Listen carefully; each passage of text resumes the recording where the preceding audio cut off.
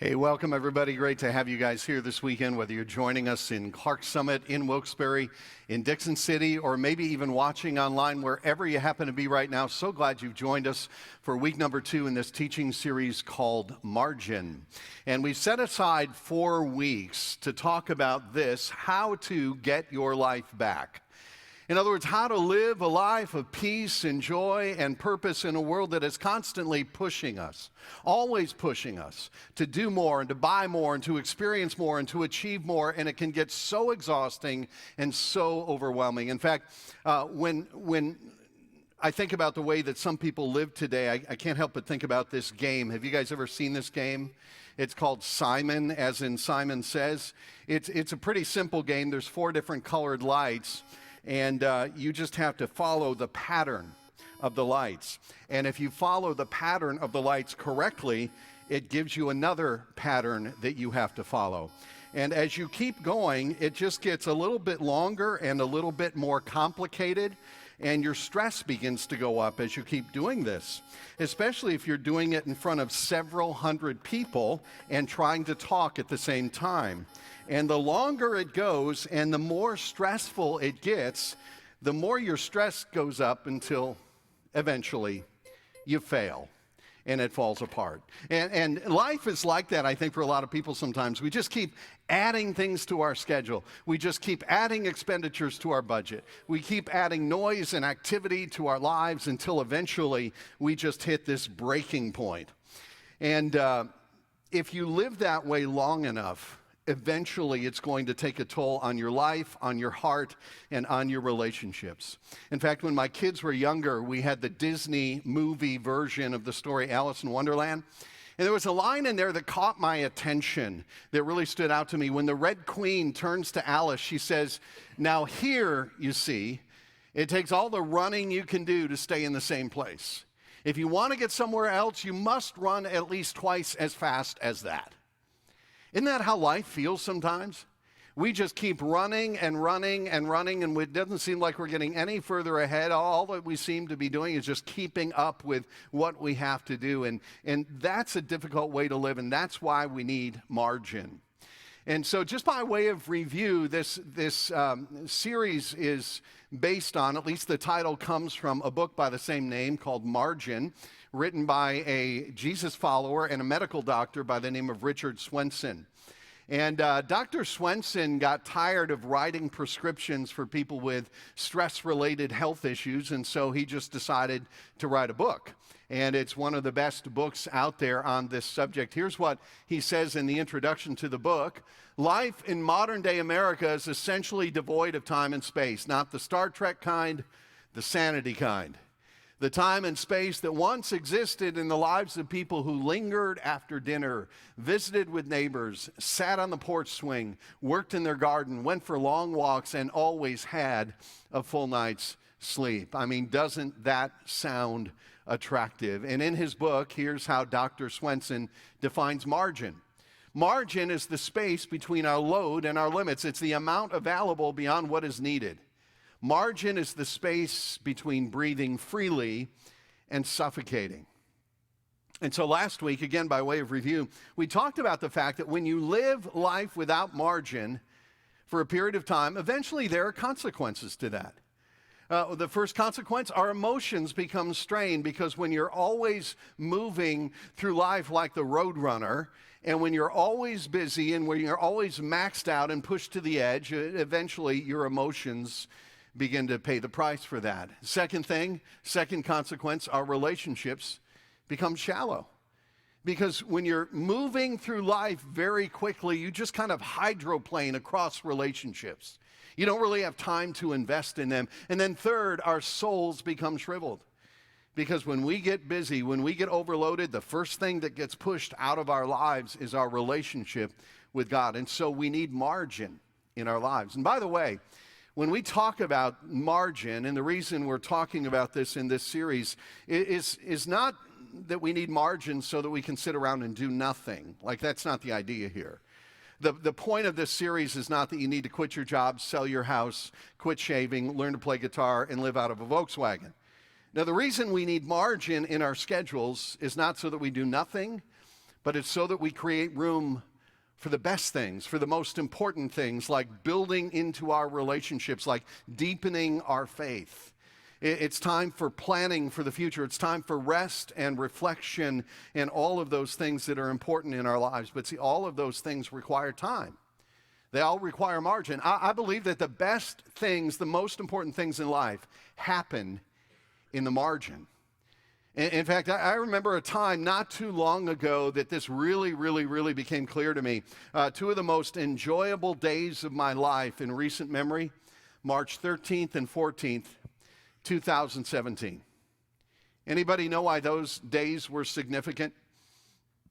That was when we had a really big snowstorm here in northeastern Pennsylvania. It was one of those nor'easters. I think it actually had a name. I think it was Stella. And when it was all said and done, right here where we lived, there were about 30 inches of snow that came down in a period of about 12 hours. I mean, nobody could go anywhere. Everything came to a standstill for 2 days. My oldest daughter just happened to be home from college. She was home on her spring break at that point, and so our whole family was together. And for 2 days, our lives became very simple. I didn't go anywhere. I didn't buy anything. I didn't fix anything. I didn't accomplish any great tasks. All we did was spend time together as a family. We played board games. We cooked meals together. We watched movies together. We had these long conversations. I mean, life was good. In fact, as I look back on those 2 days a few years ago, I consider those 2 days as some of the most enjoyable, most meaningful days in my life. And I remember coming out of that and being reminded of the fact that, you know what, the most important things in life don't have a deadline. The most important things in life don't revolve around stuff, but around people. The most important things in life are the things that we get to do when we just dial back the speed a little bit, when we create some space in our lives, when we provide the margin for that to happen. Now listen, it's easy to find margin in a 30-inch snowstorm, right? It's really hard to do that the rest of the time. So today, I want to talk about how to make time for what matters most. I want to talk about our relationship to time and how we manage time. And so I want to begin just by giving you three important observations about time, three things that really all of us know, but that we need to be reminded of. The first thing is this: your time is limited. It really is. There was a day when you entered this world, and we celebrate that day. We mark that day. There will come a day when you leave this world. None of us knows when that day is. The British writer D.H. Lawrence put it this way: every year you pass an anniversary unaware, the anniversary of your own death. It just hasn't happened yet. Our lives in this world are bracketed by two dates: the date of our birth, the date of our death. Our time is limited. And here's the thing: we don't even know what that limit is. We don't. When I was growing up, there was a song that was very popular. The song was entitled "Time in a Bottle." And the lyrics went like this: if I could save time in a bottle, the first thing that I'd like to do is to save every day till eternity passes away, just to spend them with you. Jim Croce recorded that song in 1972. He was inspired to write it when his son was born, because he knew how fast his son would grow up and how fleeting these days were that he would have as a father. But tragically, he never got to see his son grow up, because 1 year after he recorded this song, he died at the age of 30 in a plane crash.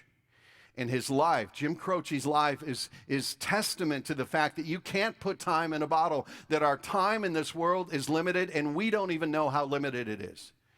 But here's the thing: even if you, by God's grace, live to be 100 years old, even that in the scope of eternity is so brief, isn't it? And it goes by so quickly. I mean, Scripture over and over and over again reminds us of this. Here's what Job said about his own life. He said, "My days are swifter than a weaver's shuttle." That's the piece of wood that goes back and forth in weaving a piece of cloth. Psalm 39 says it this way: "The span of my years is as nothing before you. Everyone is but a breath, even those who seem secure." James writes this in the New Testament: "What is your life? You're a mist that appears for a little while and then vanishes." Psalm 103, David wrote this: "Our days on earth are like grass, like wildflowers. We bloom and we die." Aren't you glad you came to church today? I mean, we've just got to remember this, that human life is so brief. We're grass that sprouts and then withers. We're like a breath. We're like a mist. And here's what's so interesting to me. I don't know if you've noticed this or not, but the older you get, and I'm 58 now, the older you get, the faster time seems to move. It's like your perception of time begins to change. Like when you're young, time seems to move so slowly. You want it to move more quickly. In fact, if you ask kids how old they are, sometimes they'll answer with a fraction. I'm 8.5. Or I'm 12, but I'm going to be 13 in a few months. I've never heard any woman say, I'm 39.5. Never heard any guy say, I'm 49, but I'm going to be 50 in a few months. Like as you get older, time just seems to be moving so much more quickly. When you're young, it seems to drag, but you get to this point in your life where you begin to say, where did it go? And what did I do with it? Your time is limited. Here's the second truth about time. All your time will be spent on something. There are no rollover minutes in life. You don't get to bank time and save it up and use it next year. Whatever time you have in a day, it gets spent on something. All 1,440 minutes get used in some way. And the third truth is this: somebody will determine how your time gets spent. Either you will decide that or you will allow others to decide that for you. Your time is limited. All your time will be spent on something, and somebody will determine how your time gets spent. In fact, let me take all of that and summarize it in one sentence.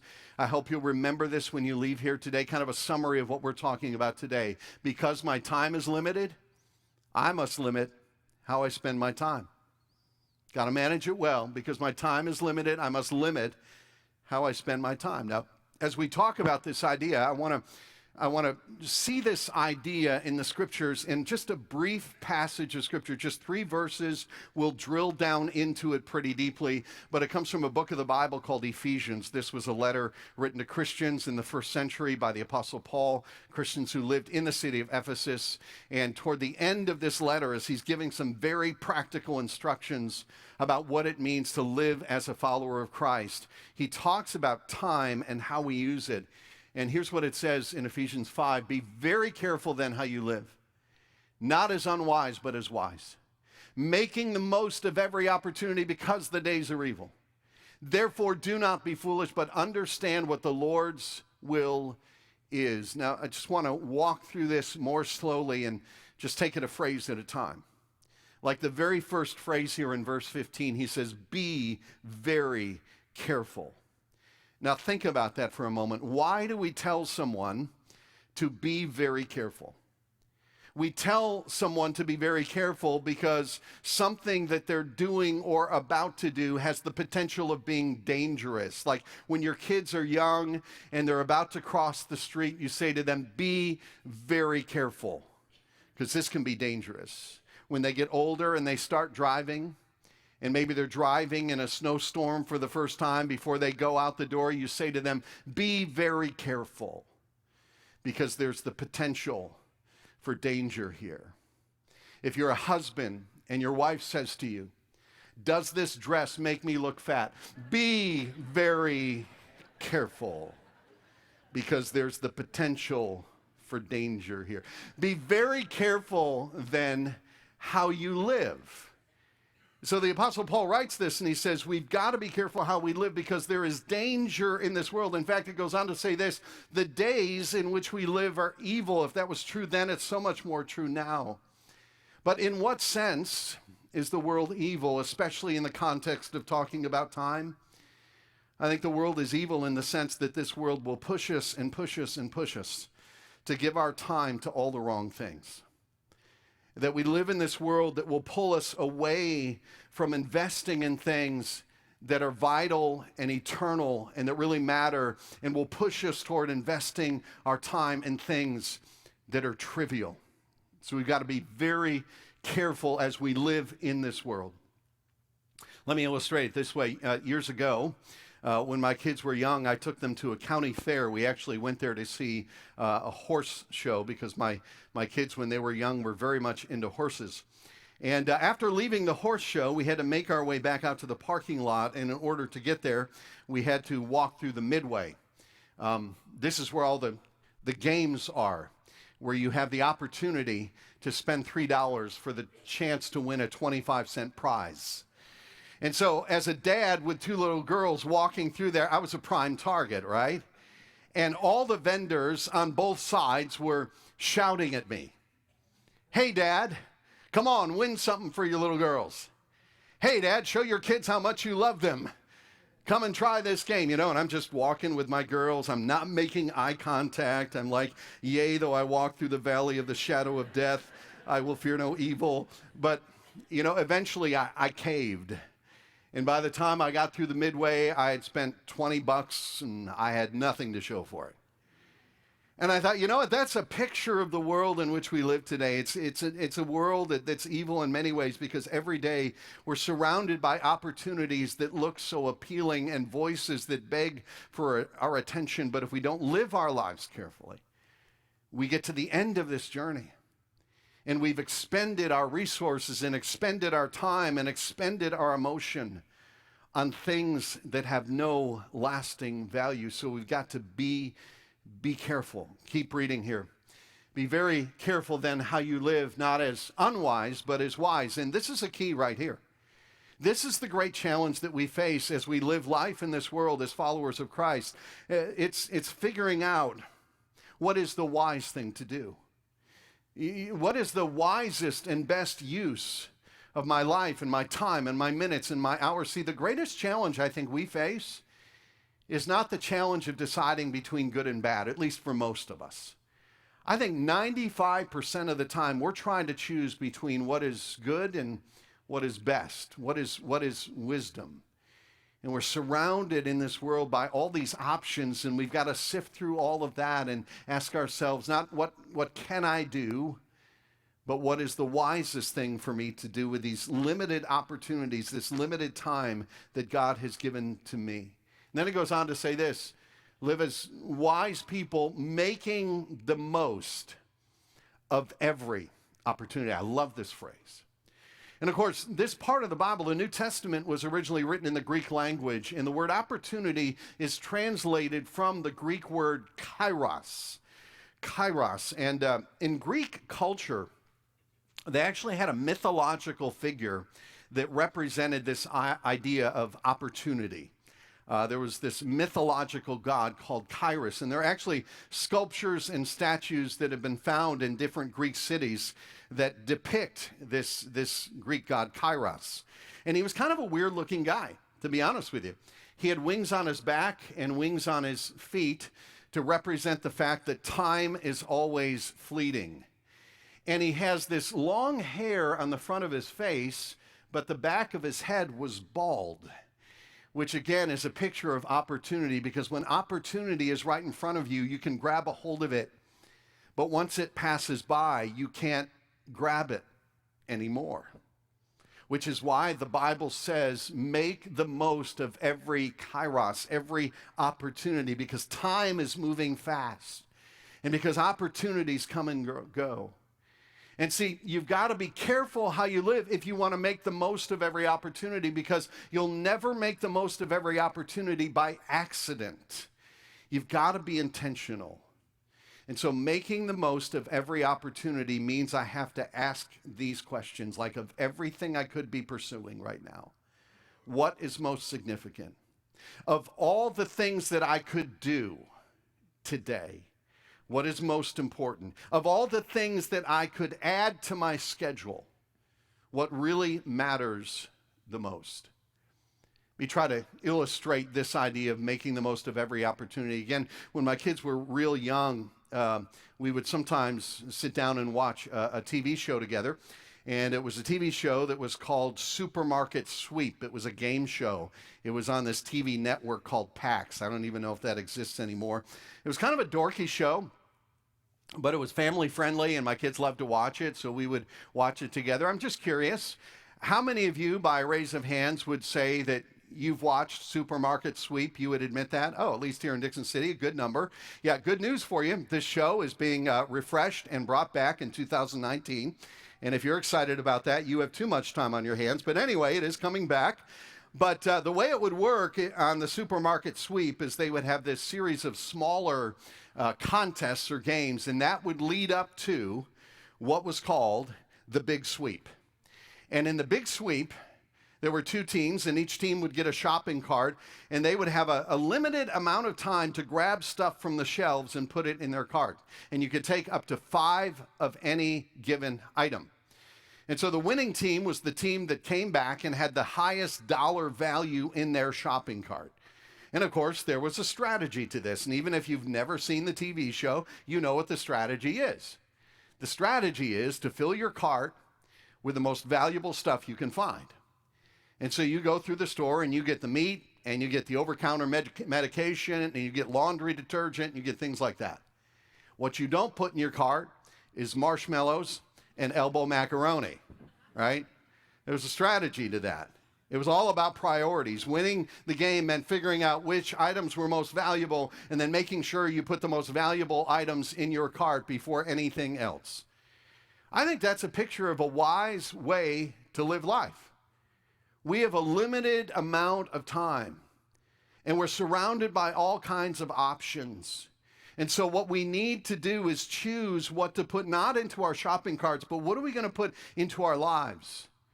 What are we going to fill our hours and our minutes and our days with that really is going to have value when we get to the end of our lives and look back? Are you going to fill your life with the equivalent of marshmallows and elbow macaroni? Are you going to fill your life with stuff that matters? And here's how this little passage ends in verse 17. It says, therefore, in light of all that, because we live in evil days and there are a lot of opportunities you want to make the most of, therefore, do not be foolish. And the opposite of being foolish is being wise, and here's how we become wise, but understand what the Lord's will is. And so here's what we need to do. When it comes to how we spend our time, how we use our lives, we've got to ask ourselves a different question. Here's the question we usually ask. What do I want to get done? I think we need to ask this. What do I want to become? Even better, who does God want me to become? What is his vision for my life? What is his will for my life? Because once we answer that question, once we understand God's will, his vision, his calling on our lives, then that informs every single decision that we make from that point forward. It's kind of like a couple of years ago, there was a new house being built next door to my house. This was the view through my kitchen window. They were just doing the framing on that particular day. But here's the thing. The contractor didn't show up one day and just start cutting boards and putting nails in. The process of building this house actually started many months before this. And it started with something like this, an artist's rendering of what the house would eventually look like. And this, a blueprint of what the house would eventually be. Because if you're going to build a house, before you dig any dirt, before you pour any concrete, before you cut a single piece of lumber, you've got to create in your mind and on paper what it's eventually going to look like. You need a blueprint, and the blueprint will tell you what materials you need and how to put all of those materials together. See, if you want to build a house, you got to have a vision beforehand of what the house is going to look like, and then make every decision along the way in accordance with that vision. And if you want to live a life that's honoring to God, you got to do the same thing. You begin with his vision for your life, and then you make every decision in light of that. So here's my question. What do you want your life to look like? What do you want your family to look like? What do you want your kids to look like when they grow up? What do you want your relationship with God to look like? You start with that vision, then you make every decision in light of that. Ephesians 5, let me read it for you again. Be very careful then how you live, Not as unwise, but as wise, making the most of every opportunity because the days are evil. Therefore, do not be foolish, but understand what the Lord's will is. Now, in these last few minutes, let me make this very, very, very practical, okay? So years ago, I read a book called The 7 Habits of Highly Effective People. And in this book, the author, Stephen Covey, he spent an entire chapter describing these 4 categories, these 4 quadrants. And these 4 quadrants or 4 categories describe everything that we can do with our time. First of all, there are things that are urgent and important, things that need our attention and things that really, really matter in our lives. Then this category would be things that are urgent but not important, things that scream for our attention but don't really matter all that much in the long run. This category up here, not urgent but important. These are the things that really are important in life, but they don't have deadlines attached to them. There's no sense of urgency about them. These are things that easily get pushed aside if we don't have margin. Then this category would be the not urgent and not important. Those are things that we just kind of waste our time on. Okay, let me give you some examples so this makes sense, okay? So the urgent and important, that'd be a crying baby. That'd be like when my daughter called me when she was on 81 and her car broke down and the traffic was flying by. That was urgent and it was important. That was my daughter. When your kitchen's on fire, that's urgent and it's important, okay? This category, the urgent but not important, sometimes it's other people's demands that are not appropriate. Telemarketers, the notifications that pop up on your phone that you think you've got to look at because they're not that important, but they seem urgent. And then the not urgent but important category would be things like relationships, planning for your future, spiritual growth. These are the things that we need margin in our lives to do. Because if we don't have margin, this is the stuff that always gets crowded out because it's never urgent, but it's always important. Then in this category, not urgent but not important, social media, most of the time, binge watching TV or Netflix or YouTube, web surfing, stuff that, just kind of wastes our time. And so here's what can happen.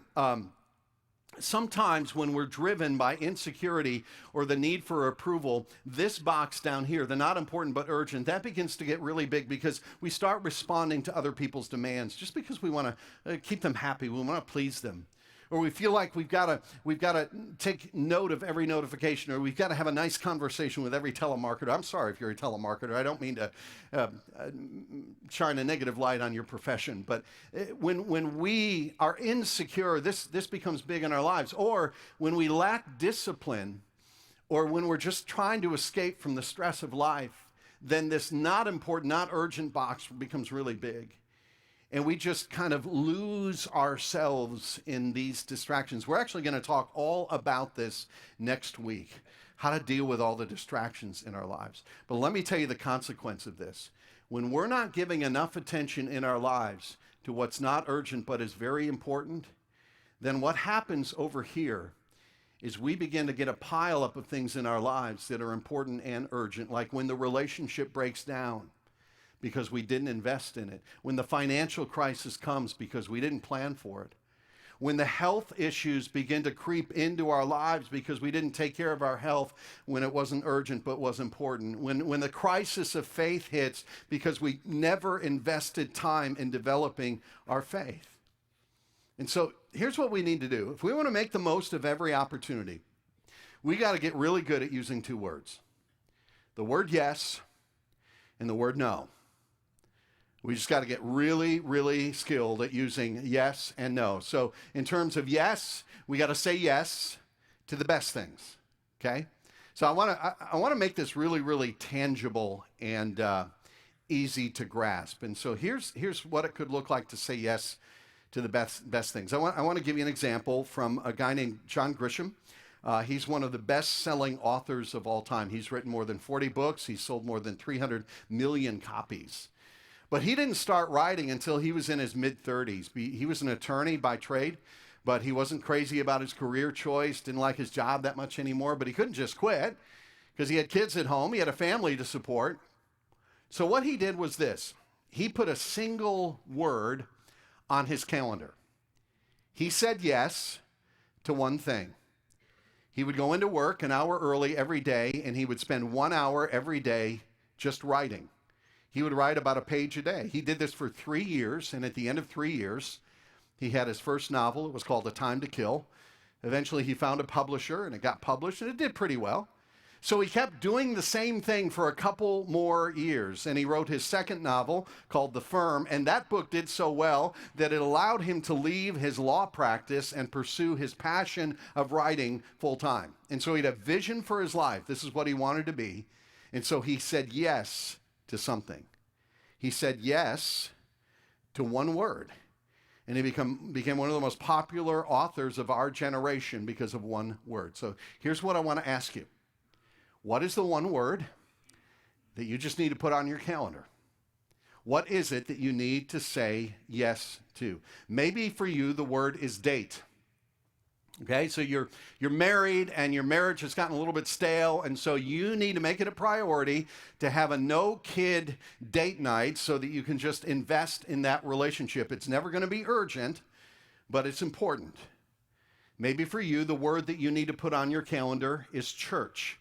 Maybe you attend church, but it's really sporadic, and your faith has begun to deteriorate, and you've lost that sense of peace and purpose in your life. You just need to say yes to that and make that a priority in your life and make that a habit. Maybe for some of you, the word that you need to put on your calendar is the word gym. Not the guy's name, but the place where they have weights and, cardio, stuff like that. Maybe you put on 20 pounds in this past year, or you're finding it takes a lot more coffee to get you going in the morning. And so maybe the thing that you need to do is just say yes to something that's never urgent, right? It's not going to be urgent, but it may be important to your long-term health. Maybe the word, and I believe this is probably the most important one, is the word God, that you're going to start every day, 15 minutes in prayer, in scripture reading, and quietness, just listening for the voice of God. Or maybe for you, the word is class, because you've been complaining about your dead-end job, and you don't think it's really what God is calling you to do with your life, and so you got to do something about that, and you need to say yes to something that could help you in the long run. Or maybe for you, the word is family, and you just need to chart out 2 weeks every year for a vacation. And I would suggest a simple vacation, like a cabin by a lake with no Wi-Fi vacation for margin, okay? So if we're going to say yes to the mission critical stuff, that's going to change our lives. But if we're going to say yes to what is most important, then we've got to say no to the good things. In order to say yes to the best things, we got to say no to the good things. And if you don't have the strength to say no to what is good, you'll never have the option to say yes to what is great. So this might mean that your house won't be quite as clean as you want it to be. It might mean that little Johnny doesn't play travel soccer. It might mean that you cut off your social media or your cable TV. It might mean cutting back on your work hours or downsizing to a smaller house and saying no to some good things so that you can say yes to the best things. Let me say this one more time. Here's the big idea. Because my time is limited, I must limit how I spend my time. Now, let me give you some resources that you can pick up out at the Next Steps area. There's a little card that will give you a Bible reading plan, some videos that you can watch on Right Now Media, and also some daily Bible readings that you can take advantage of. The Bible reading plan is a part of YouVersion, and this would be our app notes. Take advantage of those resources. Keep learning about this after we leave here today. And let me tell you why this is so important, because we have this one solitary life. And at the end of your life, what do you want to look back on? At the end of your life, when people talk about who you were, when people stand up in your funeral service and they talk about your impact on them, your investment in this world, what do you want them to say? Because it all comes back to decisions, to how we use our time every single day. Our time is limited, therefore we must limit how we use our time. Now, we're going to wrap up, but don't go anywhere. You don't need to be anywhere else. You don't need to be in a hurry. We're just going to close with one more song. I want you to listen to it and soak it in. And as the band comes, as they set up, just watch this with me.